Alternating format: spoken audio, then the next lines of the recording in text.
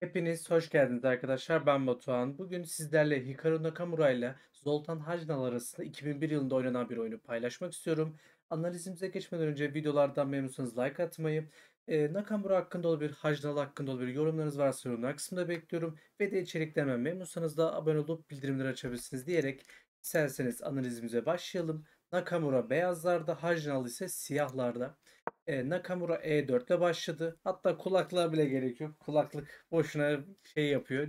E5 oynandı Hacnal tarafından. At F3'ten sonra at C6 oynandı ve burada D4 hamlesinden sonra E4, at D4'ten sonra burada Hacnal fil C5 hamlesini yapmayı tercih ediyor. İskoç oyunu diye hatırladığım bu varyantta şimdi Nakamura fil E3 oynamayı tercih etti.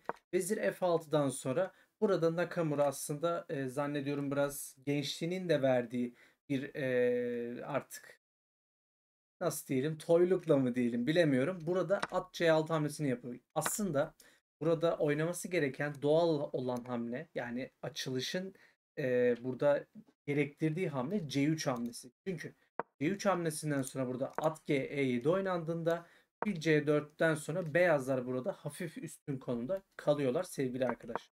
Ama burada Nakamura at C6 yapmayı tercih ederek aslında bir hata yapmış oluyor ve rakibine bir fırsat tanımış oluyor. Bu fırsat nedir peki?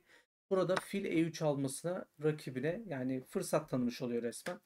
Çünkü F3'ten sonra şah kanadınız biraz zayıflamış oluyor ve burada DC6'dan sonra vezir D4 ve aslında vezir D4 hamlesinden sonra da burada Hajnal'dan bir hata geliyor. Burada Hajnal'ın benim aslında düşünceme ve bilgisayarın da desteklediği şekilde vezir H4 gibi bir hamleyle rakibinin üzerine aslında gitmesi gerekiyordu. Burada zannediyorum Hajnal biraz piyonun varlığından yani zayıf piyonunu biraz kuvvetlendirmeye çalışmaktan veyahut da C5 sürdükten sonra vezir C5, vezir B2 fikriyle burada C5 sürmeyi hedeflemiş olabilir. Çünkü vezir C5 alındığında şimdi aslında vezir C5 almanızda hiçbir sakınca yok. Çünkü vezir C5 alındığında vezir B2 alınırsa aslında hiçbir şey değişmemiş oldu. Burada Hajnal'ın kapıldığı fikir bence yanlış. Aslında burada ve dediğim gibi vezir H4 gibi bir hamle oynaması beyazların şah güvenliği de biraz zayıf olduğundan ötürü daha sağlıklı olabilirdi diye düşünüyorum. Şimdi burada peki vezir B2 yapılmadı mı diye sorduğunuzda hayır. Hajnal burada daha önce önerdiğim vezir H4 hamlesini yaptı. Burada Nakamura G3 hamlesini oynadıktan sonra vezir E4 ve burada at C3 gibi mükemmel bir hamle geliyor Nakamura'dan ve bilgisayar bu hamleyi harika bir hamle olarak nitelendiriyor. Peki neden? Nakamura neden kalesini burada bırakmış oldu? Yani neden kalesini feda etti bu adam? Çünkü arkadaşlar siz burada kaleyi almayı tercih ederseniz uzun roktan sonra gerçekten siyahların durumu çok içler acısı değil. Çünkü örnek varyant göstereceğim. Fil D7, fil B5 ve burada vezir D1 almak mecburiyetine değilsiniz ama bilgisayarın en iyi verdiği hamle vezir D1 hamlesinden sonra şah D1 ve C6 hamlesinden sonra fil C4 oynandığında beyazlar kesin üstün almış oluyor ve doğru hamleler oynanırsa beyazların bu maçı kazanacağı su götürmez artık o tarzda kelime kullanmak gerekirse gerçekten kazanacakları kesin diyebiliriz. Bu sebeple aslında burada bu hamleyi bilgisayar mükemmel bir hamle olarak nitelendiriyor sevgili arkadaşlar. Peki biz burada kaleyi kabul etmek yani kale fedasını kabul etmek zorunda değiliz. Burada oynayabileceğimiz en iyi hamle yani bilgisayarın önerdiği en iyi hamle nedir diye sorduğumuzda aslında bunu Hajnal yapıyor. Vezir E7 oynuyor. Peki vezir E7 ile biz vezir takasının önünü açmış oluyoruz. Biz bunu istiyor muyuz? Aslında siyahlar için istenmiyor ama bunu oynamak mecburiyetindesiniz. Çünkü vezir E7, at E7 hamlesinden sonra dikkat edin. Şimdi beyazlara bir üstünlük geçmiş oluyor ve siz bu hamleyi yaptığınız için at E7 almak mecburiyetine kaldınız. Ama bilgisayar burada aslında at E7'den ziyade şah E7'yi size yani tavsiye ediyor aslında. Rokunu bozacaksın diyor. Atını E7'ye çıkarman senin için sağlıklı olmayacaktır. Çünkü şimdi at E7 oynandığında burada at B5'e müsaade ediyorsun diyor ve Aslında Nakamura bu hamleyi oynamış oldu sevgili arkadaşlar. Rakibinin yaptığı hatalı hamleden sonra gerçekten Nakamura konumu güzel bir yani iyi bir şekilde değerlendirerek burada at B5 oynamayı tercih etmiş. Peki devam edelim şimdi. Kısa rok yaptı Hajnal. Gayet güzel. At C7 hamlesinden sonra kale B8. Burada benim dikkatimi çeken bir konu var. Şimdi Nakamura burada aslında at B5 oynamayı tercih ediyor. Ama buraya neden bir soru işareti çekilmiş? Onu aslında bir bakmamız gerekiyor. Çünkü arkadaşlar burada siz atın geleceğinden şüphe edecek şekilde ani bir şekilde geri çekmeye kalkarsanız burada bir fırsatı kaçırmış oluyorsunuz. Peki bu fırsat nedir? Bu fırsat uzun rok atma fikridir. Şimdi uzun rok attığınızda A6'dan sonra atınız B5'e kaçamayacağı için işte atım sıkışacak diye düşünmeye çalıştığınızda burada bir hataya kapılmış oluyorsunuz. Aslında Nakamura da bu hataya düşmüş. Şimdi uzun rok attığınızda bu derdiniz tamamen ortadan kalkmış oluyor aslında. Çünkü artık kale D5'e bakıyor ve atınız D5'e rahat bir şekilde gelecek. Gerçekten etkili bir hamle olduğunu düşünüyorum uzun rok hamlesinin. Ve at D5 gerçekten çok da fena bir hamle değil. Atın takaslarından sonra at takasından sonra kale D5 oynandığında ben açıkçası kötü bir şey göremiyorum. Nakamura bunu gözden kaçırmış diye ben açıkçası düşünüyorum ama tabii bu analiz edildikten sonra farkına varılır. Herhangi bir sıkıntı yok. Devam edelim. At B5 hamlesi oynandıktan sonra peki Hacnal ne oynamayı tercih etmiş? Burada at D5 oynamayı tercih etmiş. Nakamura'nın değerlendiremediği atın merkeziyetçilik anlayışıyla diyelim. Atın merkezde olmasını bize sağlayacağı avantajı direkt Hajnal değerlendirmeyi tercih ediyor.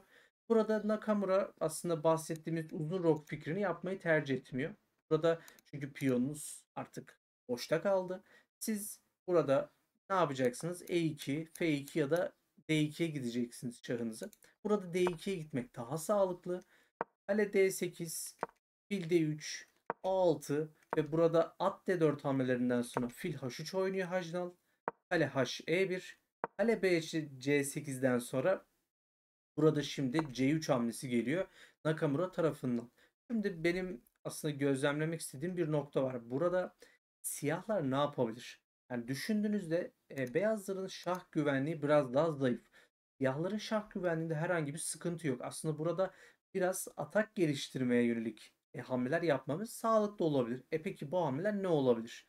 Benim aklıma gelen hamle at F6 hamlesi oluyor ya da kale E8 hamlesi de aslında orta vadede yapabileceğiniz bir hamle olabilir.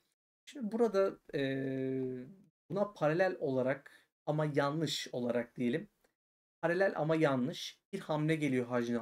Bu hamle B5 hamlesi.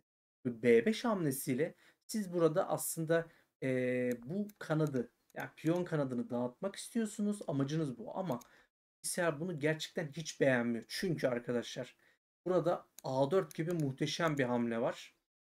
Peki Nakamura bu A4 hamlesini değerlendiriyor mu? Hayır, değerlendiremiyor. İnsanlık hali gözden kaçabilir bu hamleler.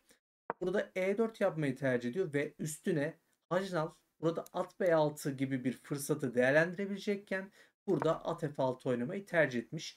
Bunlar insan hamleleri olduğu için gayet bu hamlelerin kaçırılması doğal diye ben düşünüyorum. Her zaman muhteşem hamleleri bulamıyoruz bence.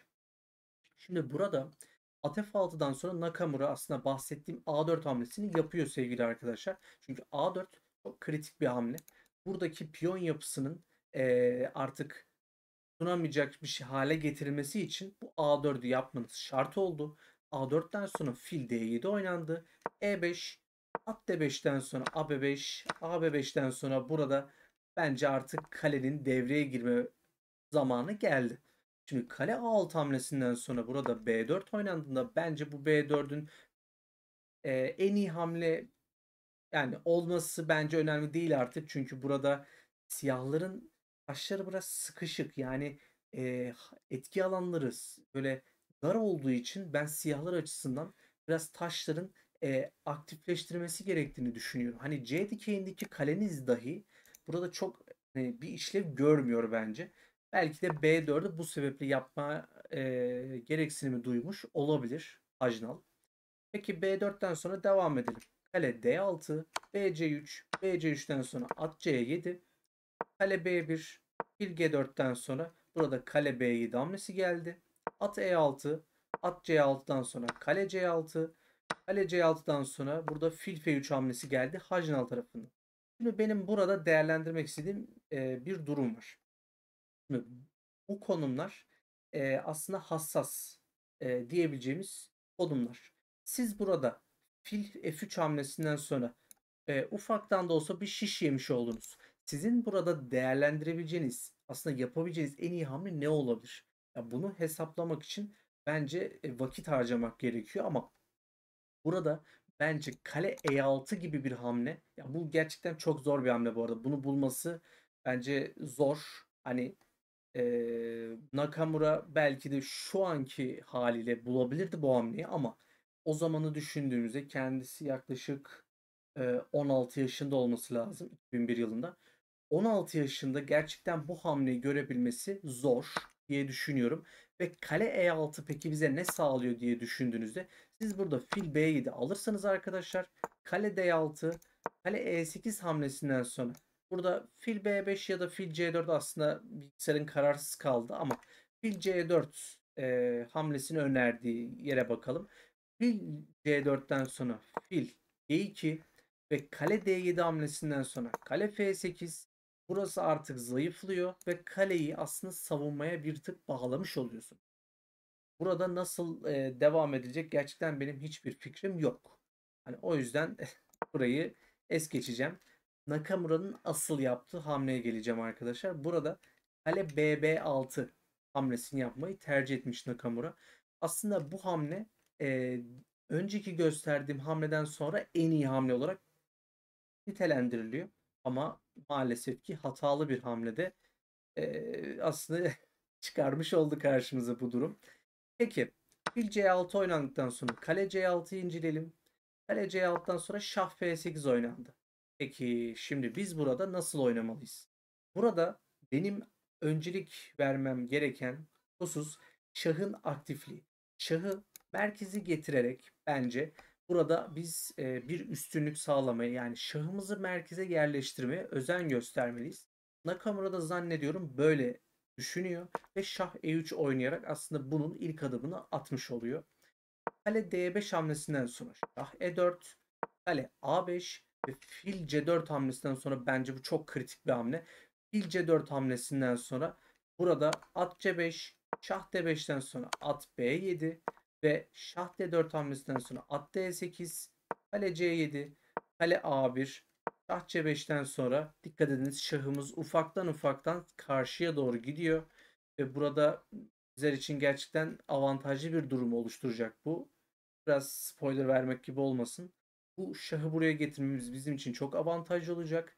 Kale D1'den sonra fil D5, kale D2 ve şah D6 hamlesinden sonra H5, kale C8, şah E8, E4, G6, C4 hamlesinden sonra burada kale D3 geldi. Şimdi burada artık Nakamura son hamleyi yapmış oluyor. C5 hamlesinden sonra burada aslında Hajnal maçı terk etmiş oluyor. Peki maçı neden terk ediyor? Yani artık burada direnemez miyiz, dayanamaz mıyız? Hayır, direnemezsiniz. Çünkü kale G3 veyahut da kale D5 almanız artık sizlere hiçbir şey getirmeyecek. Gösterelim. Kale G3 hamlesinden sonra şah C7 oynayabilirsiniz. Şah F8'den sonra zaten atınız düşmüş oldu ve bu piyonların herhangi birini durdurmanız çok mümkün değil. Peki diğer hamle kale D5 gibi bir hamle yapsam ne olur?